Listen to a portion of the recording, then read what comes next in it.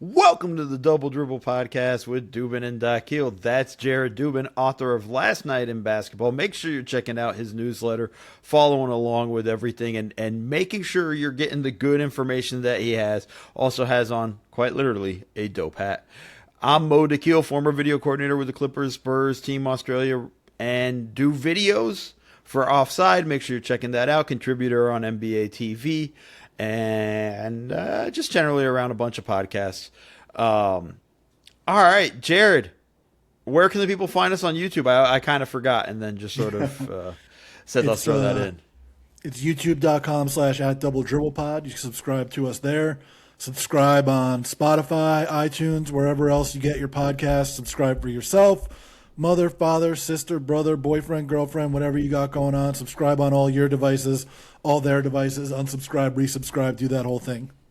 Yeah, so make sure you're doing all that fun stuff. Make sure you're leaving us reviews, folks, 5-star reviews, and make sure you leave our dogs out of it. If you bring up our dogs, I'll come for you. Well, no. Hey. No. If you want to praise our dogs and say how much you like them, then you can talk about the dogs. Fair enough. Yeah, but if you come for our dogs, I'll come for you. We just finished. So All-Star Weekend has happened. It was in LA. I was at all 3 days, doing some work for the NBA. Just real quick, your overall thoughts, like on the peripheral. We won't spend a lot of time on this, folks, because I know you're probably tired of it at this point. Yeah, I was going to ask you how your trip was, and then I remembered it was in LA, so you didn't have to actually make a trip. So that's nice for you. I still remember when the All-Star game was in New York. It was as cold as it's ever been in my entire life in this city that weekend. Everybody was complaining the entire weekend. And then I can't remember if it was the next year or the year after that.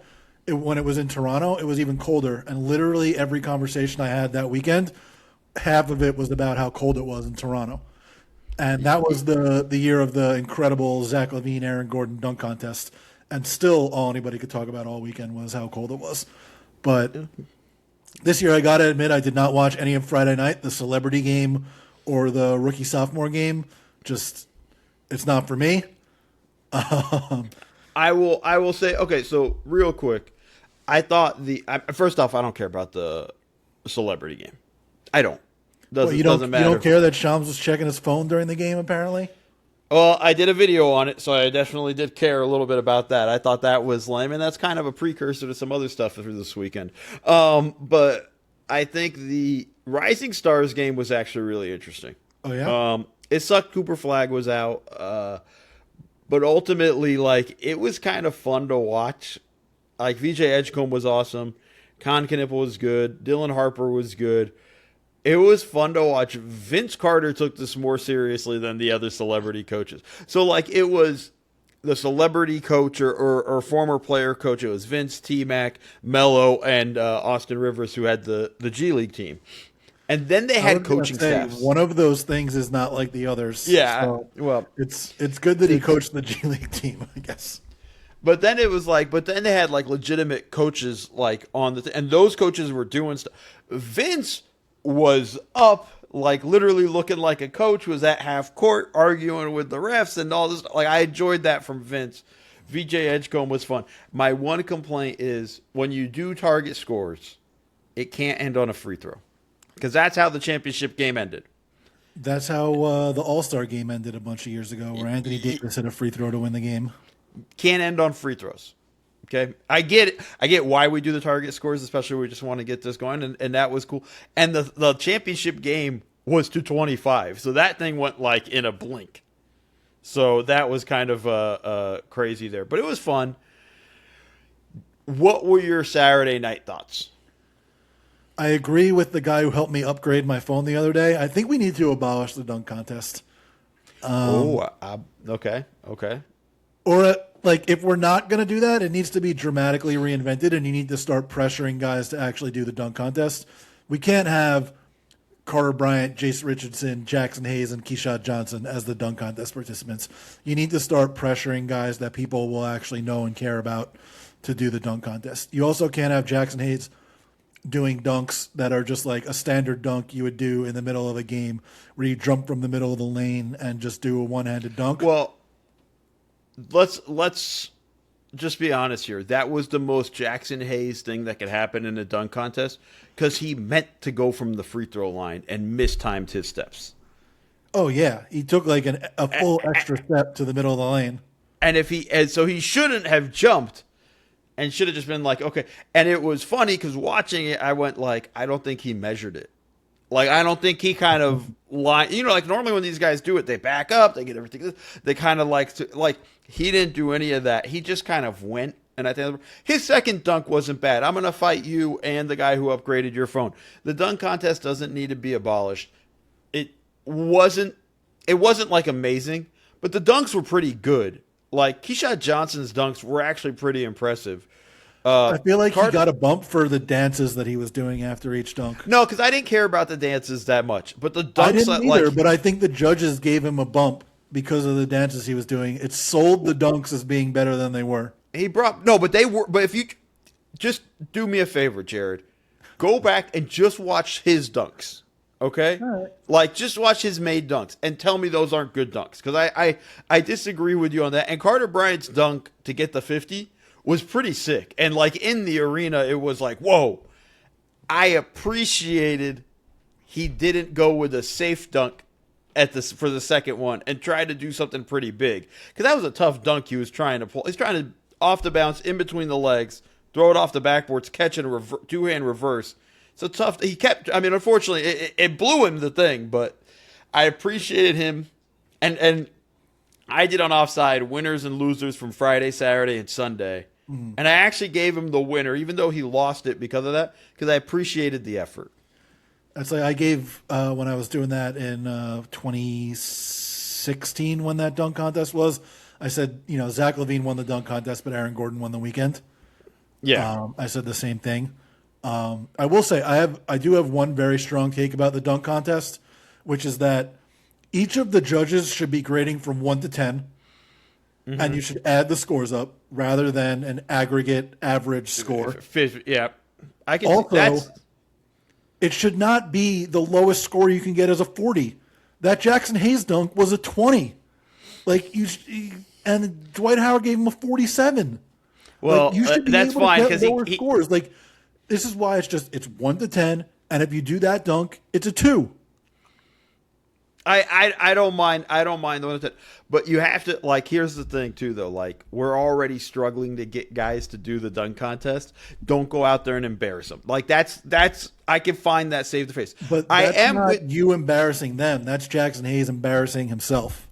I get it, but let's just still kind of say, because I'll tell you this too. Brent Barry was a hard ass judge. He was giving out 42s. Which is basically your 2. He was That's the equivalent of a 2. Right, which is fine. We know what the deal is. In that sense, it inflates the scores. I'm sorry. These dunks were not 47s. They were. That's fine. Jared, pump the brakes. Now, in terms of this stuff, I am with you on let's pressure these guys to do it. And what I want them to do, I want the NBA to surprise guys at the games with Vince Carter, and I want them to tell Vince to his face they're not doing the dunk contest. I want Vince to start pressuring them. Because this is the guy. So look, for the longest time, the dunk contest was Kenny Smith's event on All-Star Saturday night. Excuse me. And he actually, I kind of, in the arena, I don't feel, I'm not listening to the broadcast or anything, but you kind of miss that stuff. But this could be Vince's thing now for the next 20 years. Kenny Smith hands it over to Vince. Vince needs to start pressuring. We need the NBA and Vince to start pressuring guys in it. And it doesn't have to be the most amazing. I mean, it's going to piss me off that Anthony Edwards never did a dunk contest. Or people are still pissed that LeBron never did a dunk contest. I mean, I've given up on it, and this is why we're at. And I've said it many times, so I'll leave it alone. But Shaedon Sharpe having never done a dunk contest is absolutely ridiculous to me. And to be honest, that should cut into his extension. Some of that money should. I'm dead serious. I don't know how it would work, but I would take some of that away. There is an element of some of these younger guys need to have done this. The fact John never did it. The Zion with injuries and stuff. We wish he did it, but with his injuries, I don't know. Dame just competed in the 3-point contest while injured. Zion could have competed in the dunk contest while injured. Yeah, totally different in terms of the amount of force being applied one way or the other with that. Same. But yeah. But ultimately, like, I thought it was better than most people. If you go back and just watch the dunks, like the made dunks, and don't watch the theatrics and things like that, it would be more impressive with what you had there. 3-point contest was awesome. Yeah. And I think it was pretty, like, Dame winning it was great. It going down to the wire with Book on his last rack having a chance to kind of win it. And then Dame already committing to next year's to try to be the first ever to win 4. And then to have Steph Curry already commit, which is basically like, I ain't letting you win 4. Like, I'm already kind of fired up for 2027. I love that. Yeah. Yeah, that's a fun one. I think that Rising Stars, or not Rising Stars, what is it? Shooting Stars? Shooting Stars. Replacing the skills contest with that is good too. Yeah, and by the way, shout out to. First off, it's not all these teams had celebrity passers, and then the Knicks had Rick Brunson, which is totally unfair in that regard. Because when I mean it's unfair, the All-Star team of Scotty Barnes, Con Knipple, and Rip Hamilton had Drewski passing, and he sailed a ball out of bounds, like way over the head, and then stopped passing because he thought he was done. And honestly, I can't say I paid close enough attention to it to have remembered that. No, just go back and watch. Go watch my video on Offside. You'll laugh. You'll enjoy it. Go watch the pass was ridiculous. The NBC guys roasted him, which was great. So, yeah. I loved it. That was fun. Corey Maggette, kind of like a little bit of a winner to me in this. Hits all his shots from the deep 3-ball spot, and then kind of like kept talking trash to the Knicks, and then those guys coming back and win. It was fun. What was that Duke team? It was Maggette. It was Maggette, Con Knipple, and Jalen Johnson. Right. And I was wrong. The All-Star, I had the wrong All-Star team. There was a third guy who I forget. Yeah. But I think that they would incorporate WNBA players into it when they used to do the Shooting Stars. I think that they would have done that this year if the WNBA wasn't in a lockout. Well, that's the whole. You can't do that when you're in a contract dispute. I would love to see also like Kate and Clark, Sabrina. Like, let's get some in them in the 3-point contest as well. Like, I think there would be some fun stuff with all of that stuff. I think, again, lockout situation for the WNBA, and good luck to the players with that. They can work that stuff out. I thought it was fine. It wasn't great. I thought it was fine overall. The 3-point contest was the highlight Saturday night. Let's get to Sunday. Sunday was fun for the first 3 quarters. Even the fourth quarter wasn't bad, but like it was a blowout. But like that also highlighted we kind of need a fourth team, so that team that plays 2 straight games gets a chance to get a break. You can't have a team playing 3 quarters in a row the way that they're playing. And they were playing intense basketball, but like Wemby from the start was just literally goes to the tip, seals Cade Cunningham in the paint, and gets a dunk like right off the bat. He's just like, yeah, I'm going for it, and then that kind of just raised everybody's level up, almost everybody's level. I have one name to mention. Is it the best player in the league because he did not take it seriously? Yeah, fuck him. Like, honestly, like, listen. Yeah, no, don't. We're fine. Because, like, honestly, first off, KD kind of called it out like a week ago, and he proved the point. And I'll give Luka Doncic a pass because he literally just came back from an injury, and I wasn't even sure he was going to play. Like, Jokic has been back for a good amount of time, has played heavy minutes at this point. You can go out there and put a little more effort out there in this stuff. And I everybody, I think we've gone too far with the Jokic is apathetic and we kind of like, oh, it's okay. And this, like, I'm out. Like, this is a situation where, like, your peers are literally playing their asses off. You're just sitting on the bench doing this. Like, I'm out. Like, no, dude, like, you can't. I still love him as a player, love to watch him, but that's bullshit. Yeah, you got to go out there, and when everybody else is trying, you got to give a modicum of effort. LeBron was trying.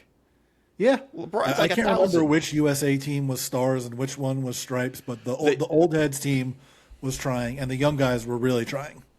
Yeah, I mean, you had Kawhi going for 31 points out of there was the Stripes That team was incredible. out of their 48, and then literally rips off like I think it was an 11-2 run on his own. Like he was playing his ass off. Like it was legitimately like it was fun stuff. I think for me, this was Those guys, that was the older team that played 3 games in a row. They were dead in the fourth quarter. yeah. They couldn't That's move. that's where you kind of like okay. I don't know how you break down and have a fourth team or what you do. Maybe it is like, hey, we have some sort of concert. I know I would personally hate it, but like you have something to give those guys like 10 minutes, 15 minutes to just catch our breath for a second because they did go essentially because it's 7 team roster. Like they basically almost all played like 24 minutes straight, and they were quick. They were quick. They didn't take a lot of breaks in between games. You got a quick warm up and then went. And like I kind of appreciated that. They needed to find that's the only thing I would have said, like, you need to tweak it in a way where you can get that team that team that plays 2 in a row a little bit of rest. Yeah, I mean, or maybe you just go back to 2 teams and you do USA versus the world, so they try, and you can actually run real rotations. The only thing I would say that it would take away from this one was each quarter had stakes at the end of the quarter. Yeah, that's right? true. Like, and so like if you do that, it kind of you go back to it. I wish we could just go back to it and feel like we could trust it. But like this had stakes at the end of the quarter. I mean, Wemby being incredibly pissed off at Karl Anthony Towns Oh my after the God, first yeah. game was like unreal. Like that was so great. And then he had one in the second game too, right? Where he missed Yeah. another rotation. Yeah. Well, I mean that's the Karl Classic. Anthony. Let me just put it this way. We always talk about when these guys get together, they talk about teaming up. I don't think we ever have to worry about Wemby saying, I want Cat. I don't think so. No. Don't think we ever have to worry about that. I think he's out on that. I thought it was a smashing success. I thought it Yeah, was it was great. fun. I no notes except maybe just to try to find a little more rest if you have to play 2 in a row and then go into the championship game. Ant was phenomenal. And he credited Wemby. He's like, Wemby, because even leading up to this, he was saying, it is what it is, man. Like, he was basically like, I did not feel like he was going to put a lot of effort into No, when I it. saw that quote, I thought he was not going to give effort at all. And I was just like, oh, God, here we go. And then he, like, brought a lot of juice to it. So there was a lot of fun. I enjoyed it. It was fun. It was fun to watch. I wasn't sitting with media, I was sitting in my own seats, and it was like, and it was fun to kind of be a fan with it and, like, enjoy it. Like, I thought they did a good job. Kudos to the NBA for, getting this one up right on a weekend where they had a tough weekend. Yeah. They had a tough weekend, so let's just leave it at that. But we have a premise now we're going to do here for the rest of our show. It's going to be, we want to talk underrated storylines through the course of the So we're not going to talk Harden and the Cavs. We did that last episode. You guys can go back and listen to it and things. Just underrated storylines to watch for basically the next 25 to 30 games of the season. Right? And all that fun stuff. And not really a draft. I don't know what Jared's going to pick. He doesn't know what I'm going to pick. So like we'll go kind of back and forth here, and I'm going to give Jared the first go here. I'm going to go with Western Conference hamstring injuries to Aaron Gordon and Jalen Williams, because both of those teams really desperately need those guys back in order to be their best selves and get through the Western Conference and to the finals. And those are the 2 title favorites, most likely.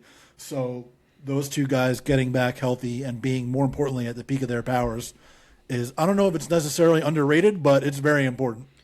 Yeah, I guess underrated. I shouldn't. Is the wrong word. I guess maybe like not discussed enough, sort of things. And I think that's huge. We've talked, I think, a lot about Aaron Gordon in particular because of how important he is to the team, and it is beginning to get scary that like just can't get him right.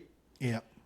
The Jalen Williams one's a big one because also he hasn't looked right when he has played. You Right. know, it's his shooting numbers have been down a bit. You know, it's I don't know how much of that is from the wrist injury and the surgery he had, and like how that's kind of he's not comfortable enough yet with his stroke and things like that. Like that's a big one there, especially when you look at the West having like they got guys like it's deep.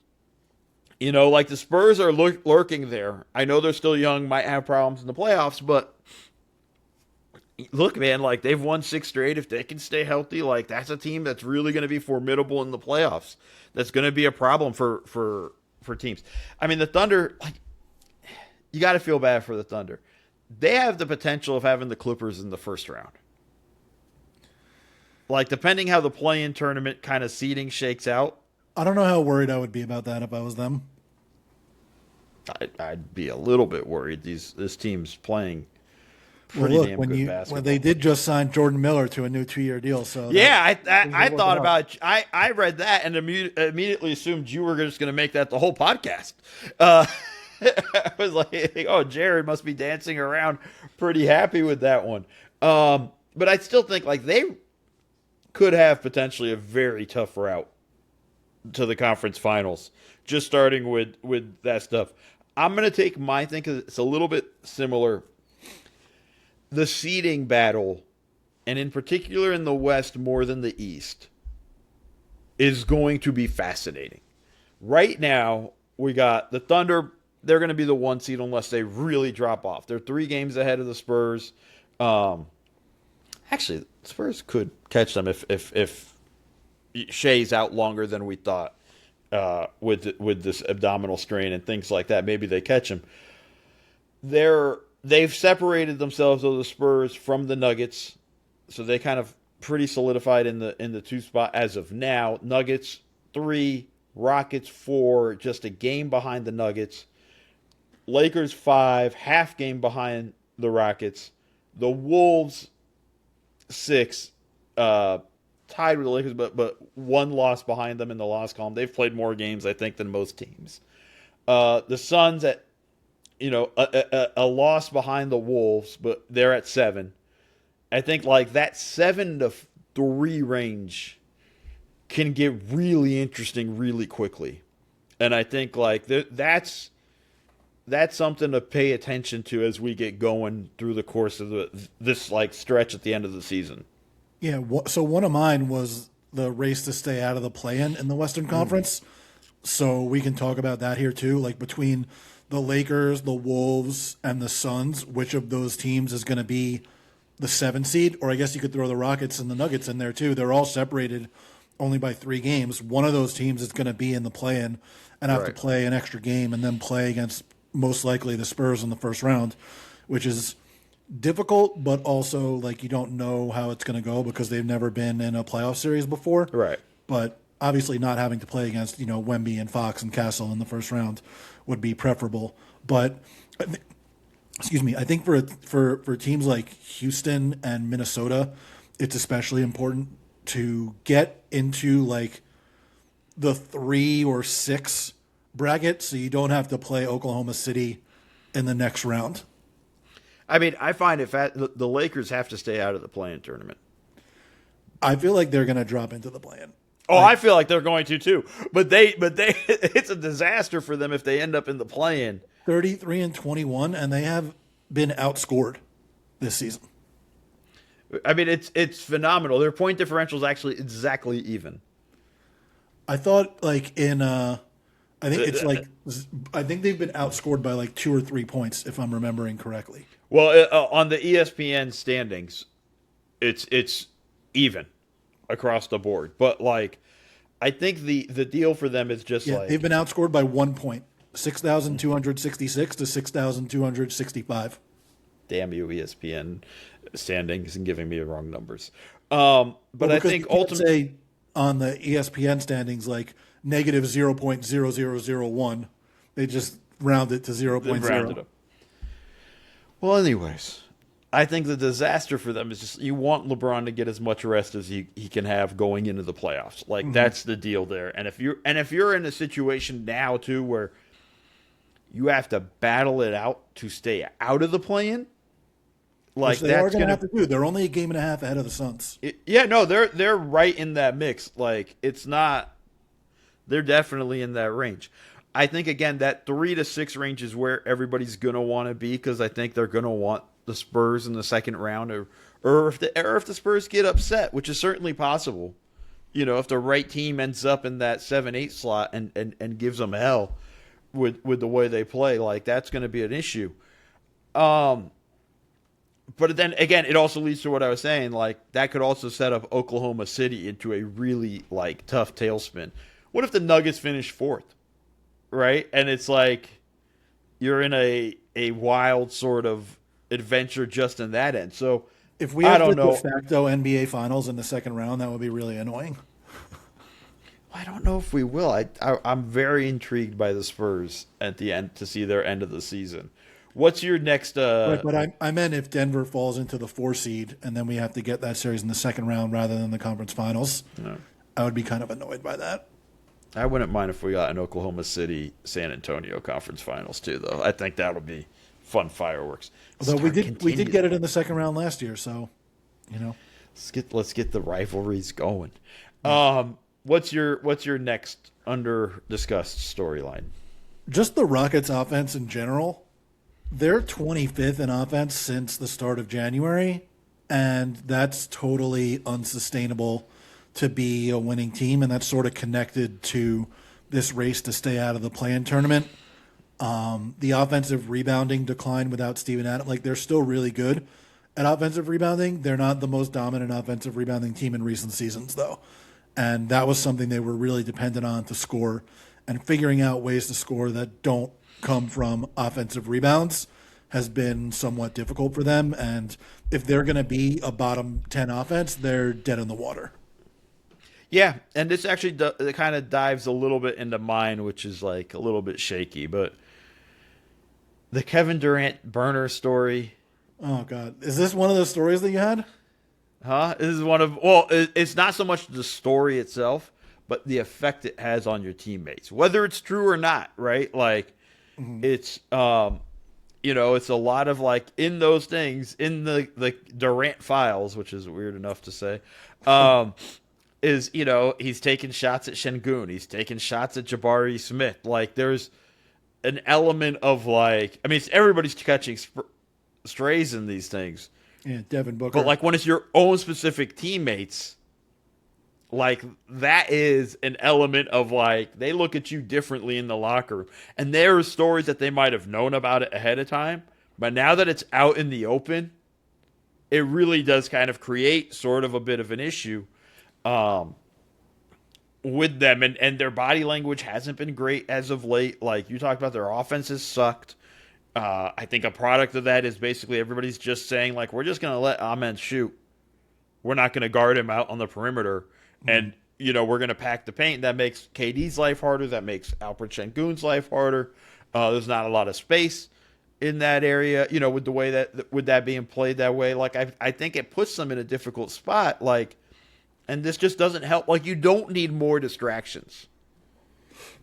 No, and so much of their offense at this point is just like, okay, you got to go create for yourself. Like, it's really difficult to run offense like that when you have a lack of shooting around the guys who are going to be creating for themselves. Like, I have something coming out tomorrow where I look at the ways each team gets into their offense, and the Rockets are one of the most isolation-heavy teams in the league. They're at 17% of their actions are isolations, and that might actually be first now that I'm looking. Oh, no, it's second in the league behind or third in the league, sorry. The Blazers and then the Heat are up like in a different stratosphere from everybody else in terms of their isolations, because it's basically all they do. But when it's basically just KD go create something or Şengün go create something, it's really difficult. All right. Where are the Detroit Pistons in that? Well, you look that up because that's my other underrated story is the Pistons offense. You're talking about the Houston Rockets offense Yeah. Like, I don't know if the Pistons offense is good enough come playoff time. Like, I have genuine concerns with what they have. I would have liked to have seen them do a little bit more at the trade deadline than let's just go get Kevin Herter. But like, I look at the way they play, it's all on Cade to create everything. It's all like nobody makes Cade's life easier. No. Duran lives off pick and roll, which he does really well and things like that. But there's nobody like your next guy you go to down the stretch is Tobias Harris, who's been good this season, but like, or like Dennis Jenkins gets the next on ball reps. Well, like you're really in trouble when that's the drop off is so steep, and I think that's kind of where the Jaden Ivey never really kind of. Well, either the injuries kind of robbed them, never really had the opportunity to try to kind of fill that a little bit.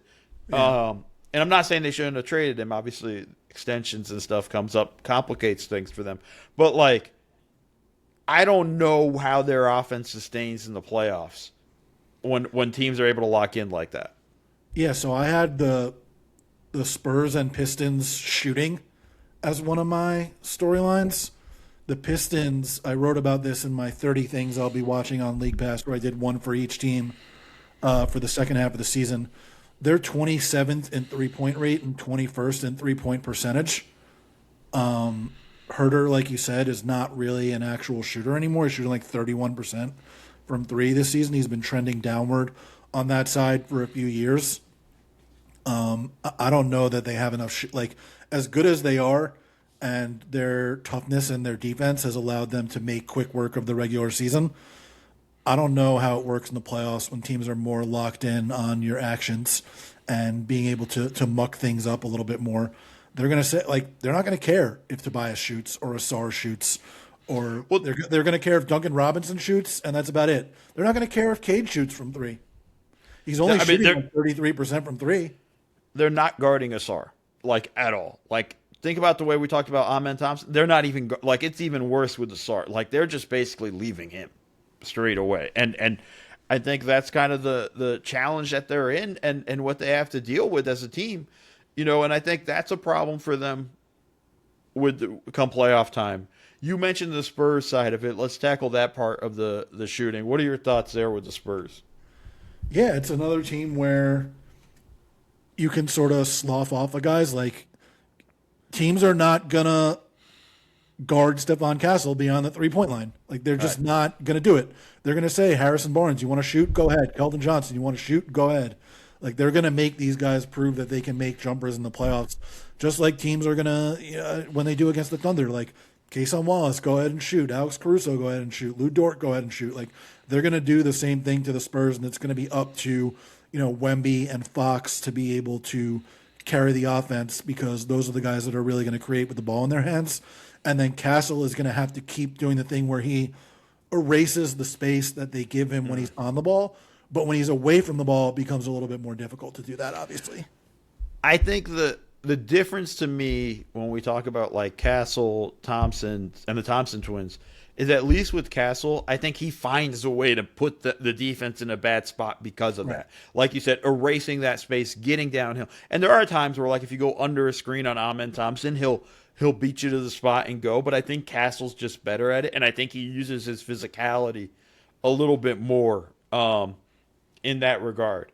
All right, so that was kind of squished into my things. I think he's just on the ball more too. Yeah. Castle.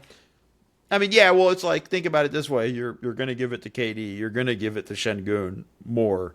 With the Pistons, it's going to be in Cade's hands more. Like, yeah, with Castle, it's a little bit different with the Spurs. All right, yours kind of squeezed into mine, so I'm going to let you pick your next underrated. I will go with Karl Anthony Towns' offense, where he is having the worst offensive season of his career. He's shooting like 45% from the field and 35% from three. For the Knicks to be the best version of themselves, he really needs to get back to being what he's been throughout his entire career, and we just haven't seen it from him this year. Like, the threes are one thing. Like, this guy's a 40% three-point shooter for his career, and he's having a down year, like 35, 36%, but he's shooting 51% on twos throughout this season. Right. and he's a career like 57, 58% shooter. He needs to finish better at the rim specifically, but just the twos in general, he's got to figure out a way to make those shots. Yeah, and before I kind of counter that, we should note that like I kind of poo-pooed or underplayed the Jose Alvarado trade, and then literally that night he dropped like 8 threes, so I was kind of like, oh, okay, I got and like 6 backcourt steals. Yeah, like so, maybe he does change a little bit of the vibe there. I think this also kind of goes into the story though, and maybe Alvarado fixes that a bit. Nobody seems confident in the Knicks. Anybody I know who has like the Knicks going to the finals, and I had them as well. So did I. Nobody seems. Let me not speak for you then, but like other people I've talked, none of them feel confident that like that. Everybody kind of picked them as default, Right. And I don't know if anybody's kind of seen their play and we're like, yeah, I buy it now. Yeah, I think it's more like I haven't seen anything to take me off of it yet, as opposed to I see a lot of stuff that makes me feel really good about it. Right. So I think that's kind of, and that's not where you want to be. But yeah, I think that's kind of It was kind of a default pick coming into the season. Like, oh, who's the best team in this conference? Seems like the Knicks are probably the best team. Yeah. And so, like, and to your point with Cat, like, the offensive struggle, like, I thought eventually he'd find his rhythm. Like, the fact he hasn't, and we're this late in the season, is really kind of worrisome. And it's like, I don't know how much of it, especially, like, on twos, like, it's more his focus of, like, trying to get fouled and trying to get to the line versus, like, he's got to shut up. Oh, my God, he's got to shut up. Mike Breen called him out. He's got to shut up with the fouls. Like, oh, my God. Mike Breen called him out. Yeah. Well, I mean, like, his fouls are ridiculous. Like, he's fouled out of 2 out of the last 5 games. I feel like he's good for 2 moving screens each game. Yeah. Like, it's not leading the league in foul outs and leading the league in offensive fouls. Yeah. I mean, like, he literally, like, the way he sets screens, it's not even like, I can't even yell at the guards for, like, not waiting. It's like he throws his leg out at the last second and then looks shocked when it's called. Like, it's all those things with him. Like, that's the stuff that worries me, and I think he just needs to focus less on that. Focus on your shot. It's frustrating to watch with him from time to time with that. I'm going to go with my next kind of underrated storyline. Will Jamal Mosley finish the season? Is there anything Jamal Mosley can do to save his job? I'm worried he's like, I mean, they're 7th right now. They're a game and a half behind Philly for 6. Mm-hmm. But like, do you feel any confidence with this team? It seems I just read a report that Franz is out indefinitely now. Yeah, he's out they say he's going to be reevaluated in 3 weeks. He's still dealing with the soreness from the ankle injury. And yeah, sure, like the injury is not his fault, obviously, and beyond his control. But like, this team's offense still sucks. The defense isn't even that good anymore. Well, that's the thing, right? Like, that was what you hung your hat on, and the defense has fallen off. Like, I watch these games, and I'm watching it, and I'm like, we saw it last year where teams fired their coaches right before the playoffs. Like, I'm worried. Like, I wonder if he, and for folks that are like, the national media is shitting on Orlando a lot. Like, I had them very high. I was very high on them this season. We both were. Yeah, and it's like, kind of disappointed in the way they've sort of come out. And it's like, there's going to be big changes at the end of the season. I just don't know if they're going to wait to the end. If they're in the play-in tournament, I mean, they're only a half game up on Miami. They're going to be at least in the play-in tournament, but if they lose home court even in the play-in tournament, like, that's a bad deal there. It's a disaster making the play-in tournament, whether they have home court in it or not. Like, the hopes they had this season, the move they made for Desmond Bane, the way they thought that things were going to improve this year. Like, when we did our preseason podcast on them, Mike, what concerns me was I didn't think that they necessarily had enough juice to get into the top 10 offensively. They didn't. They not only didn't do that, they're not even the top half of the league offensively. I think they're 19th in offensive rating right now, if I'm remembering correctly. They are. And we all thought that no matter what happened, the defense would still be good. They're 14th in defense. Like, it's untenable. I thought this was going to be a top 5 defense and maybe league average offense, and I thought that was going to be enough to really take them to that next level. And the fact that they're not even they're at 19, they're barely out of the 20s in that stuff is just a scary sort of proposition. Let's try to do a little bit of lightning rounds here. A little bit. Yeah. Let's try to move a little bit quicker. I do want to say, like, one thing, like, if you can't even eke out an above average offense at any point in 5 years, like, it shouldn't be a surprise that your job may come under scrutiny. Yeah. What's your next one? Let's try to move these a little bit quicker. Are the Warriors going to miss the playoffs entirely? Like, not make the play-in or just miss the playoffs? No, like, not just miss the playoffs. Like, they're in 8th. They could miss the playoffs. They could easily lose to the Clippers in the play-in after losing to, the Suns or the Lakers or the Wolves or the Rockets or the Nuggets or whoever winds up in 7th place. Well, I don't see them winning. I actually think they will miss the playoffs. I think that without Jimmy having, listen, their big move was finally getting Kuminga off their roster, but now we've seen the story where Steph has to go nuclear on a nightly basis all night long, and like he runs out of gas. And if they're in the play-in and they lose, especially if they lose the first play-in game, which as of now would be Phoenix, but could be Minnesota, could be the Lakers, could even be the Rockets. Like I'm picking pretty much all those teams over the Warriors. Mm-hmm. And then you have to play presumably the Clippers, where we are counting out Portland a little bit. We're assuming Clippers would beat Portland. I don't think they could beat the Clippers. So I think it's a legitimate chance that they miss the playoffs. Yeah. All right, let's do this one. How many games do you think Giannis Antetokounmpo plays for Milwaukee? They are a game and a half out of the play-in spot, the 10th seed play-in spot. Atlanta has the 10th seed. Chicago's ahead of them in the just by nature of win percentage because they've played 2 more games. What do you have here? Do you think Milwaukee gets to the play-in? Or if they're not going to get into the play-in, how many games do you think Giannis plays when he comes back from his calf injury? I think they do not get into the play-in, and I think he plays 0 games. Okay. So we're going and so this is them going just full on into tank mode and doing that. I think that's a fair sort of assessment with their situation, and they join all the other 10 teams not actually playing basketball. What's your next one? The Nuggets defense, I know we talked about the injuries earlier with Aaron Gordon. They're like 24th, I think, in defense. You can't be that bad on defense and be like a legit contender. I get the thing is, like, Aaron Gordon coming back changes so much. Like, they're a borderline top 10 defense when he plays. So I guess it's not necessarily something that you have to worry all that much about as long as Gordon comes back. Well, so obviously assuming Gordon comes back and is fully healthy, I feel like this is a flip the switch type of thing with them, right? Like there was that run where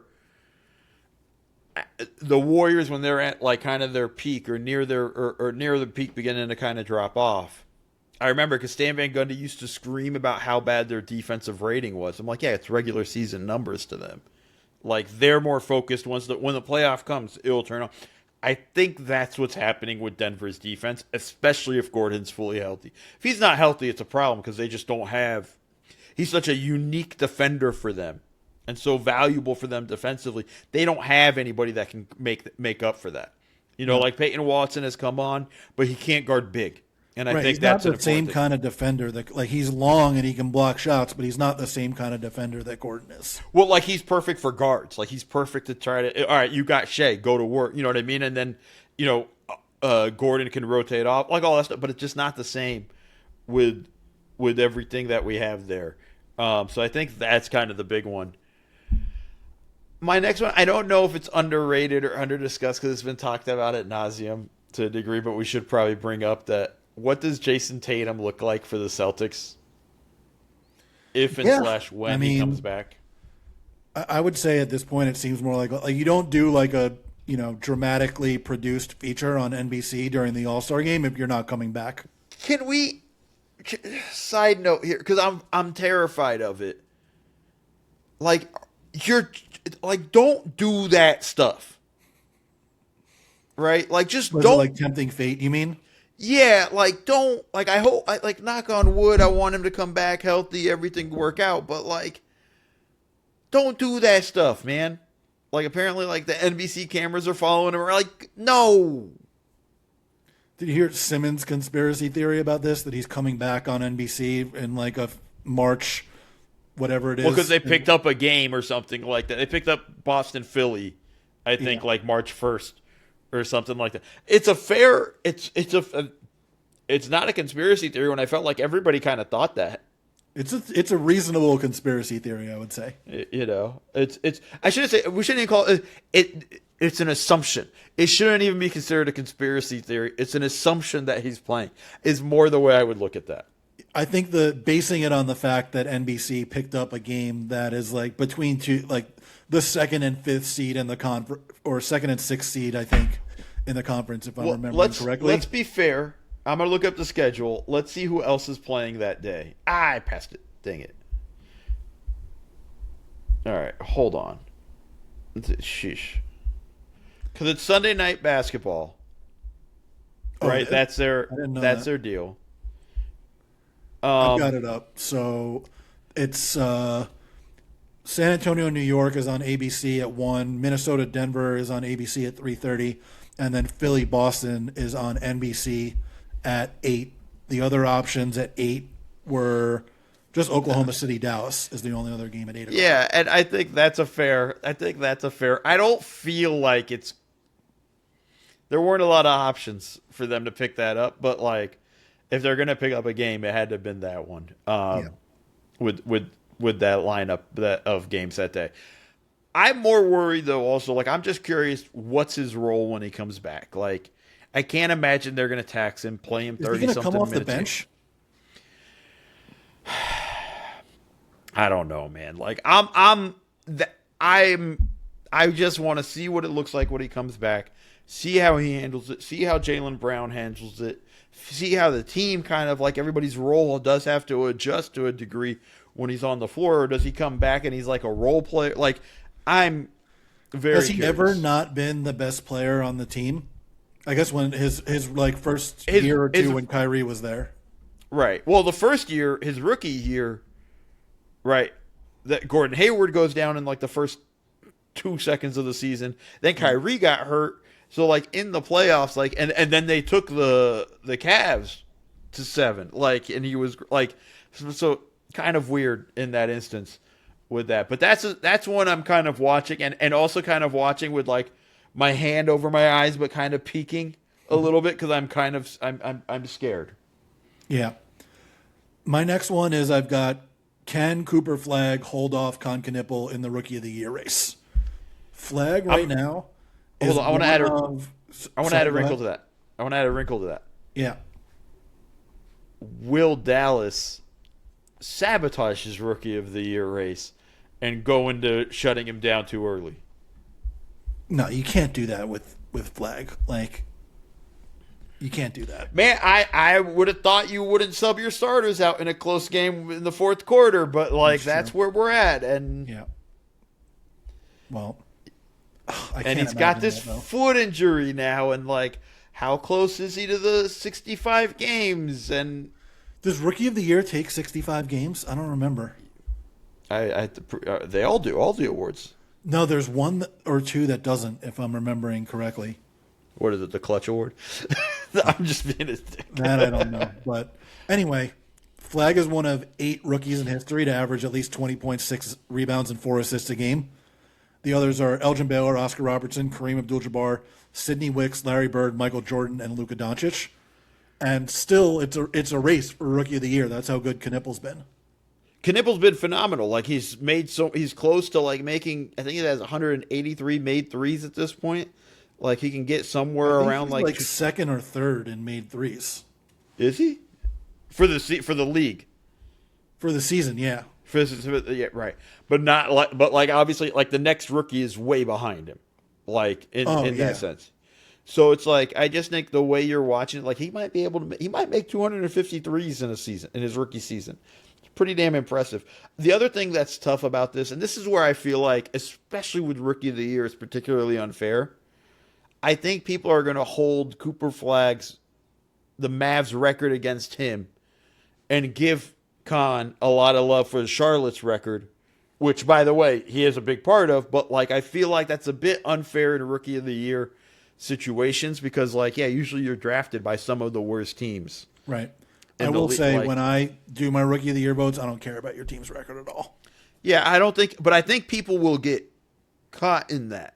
Like, Oh, it's definitely possible. in Like I'm not an official voter, so my officially neither am I. unofficial picks, I don't factor that in. But I do agree that there will be people that factor it in for sure. Right. For me, it's still Cooper Flag, but it's close. Like Khan is definitely coming in that race and putting a lot of pressure on them. And since we're talking awards, I'm gonna throw a crazy one at you a little bit. Okay. Okay, because with the 65 game limit, like we're already kind of in trouble, right? Like Jokic can't miss another game, type of situation. I think he can miss one more. Well, can only miss one more. Sorry. Okay, that's it. But that's not a lot in No. that instance. Shea's going to be fine. If Jokic is out, Shea's going to definitely be the MVP. But what happens if Shea gets disqualified by it? Oh man. Are we looking at, like, is it possible?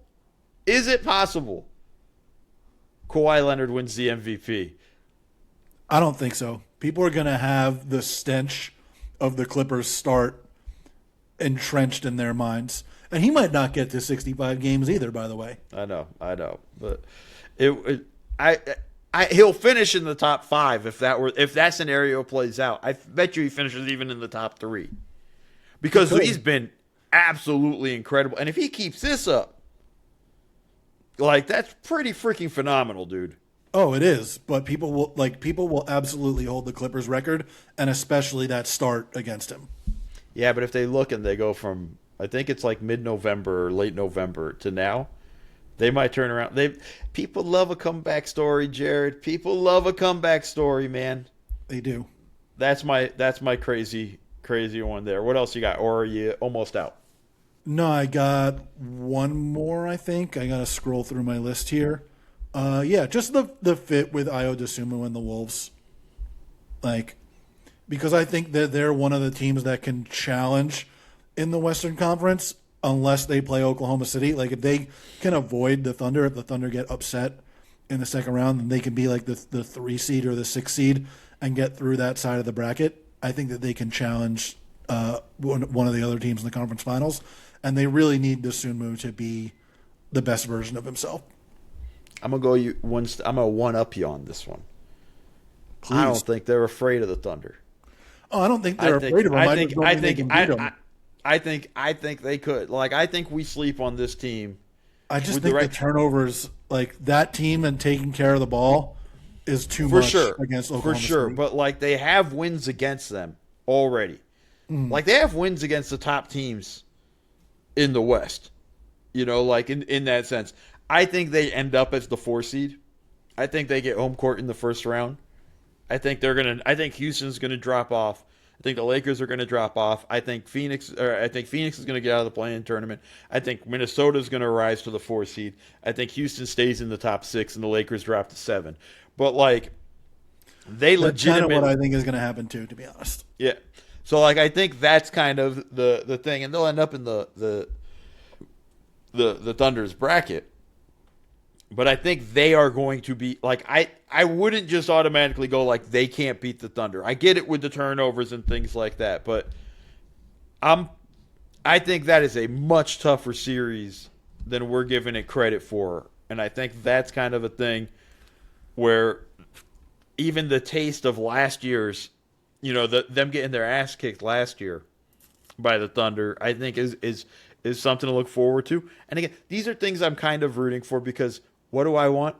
Rivalries. I want more and more rivalries. We All right. I will say we finally have something that we disagree pretty strongly about. It took a long time. It took us almost a full year to find our. Although it's two things: the dunk contest should be abolished. You and I could fight over that one. With that, And whether the Bucks can get the 2 first-round picks if they decide to trade Giannis. still have to figure that one. I mean, you're saying it's after the draft. It would have to have happened after the team has to select. No, it could happen before the draft. No, I don't. And you know what? The best part is, I don't even want to look it up. I just like that. That's our argument. I like that we have an irrational argument. Where are you on the Raptors? This is my last one, and then let's bounce from here. Where are you on the Raptors? Like, are they just a fun, feel-good story, and then they're out in the first round? That's what I think. Yeah. Yeah. I think so too. I feel like the top 4 in the East are so much better than the next group. Yeah, and now that Cleveland has risen up to 4, it's in that stuff. And again, folks, like we talked about Cleveland last week. Like I don't want to kind of be right. And we've talked plenty about the Knicks, about Boston, about Detroit. Like, yeah, and we talked a little bit about Detroit and with the shooting stuff earlier. But I mean, they wouldn't be in position to play the Raptors in the first round anyway. It's going to be one of those other 3 teams. Yeah. So yeah, man, I think that's kind of where we're at. I'll just throw out this one at you, last one before we go. Take Sacramento out of it because nobody's going to catch Sacramento for the worst record in the NBA. Who's going to finish second? New Orleans at 15-41, Washington 14-39, Indiana 15-40, Brooklyn 15-38, and you have the Jazz. Oh, they're not going to. They already have too many wins at 18. Yeah, I'm going to say Washington. I'm assuming that Trae Young and Anthony Davis are both out for the year. Hell no, they're not playing them dudes. Yeah, so I'm going to say Washington finishes with the second worst record. All right, I think I agree with you on that one. All right, any other closing? We're back to agreeing now. It didn't take that long. I know it didn't. It sucks. I should have just ended the pod where we were fighting and wanted to kill each other. Kyrie, I'm not surprised by it, but Kyrie, it's been announced, is not going to play the rest of the season. Yeah, I never felt confident he was coming back. No, I think we talked about it when he got injured. We were like, he's not going to play all of next year, and we talked about it when we did the season previews, where we both thought that he wasn't going to play this year.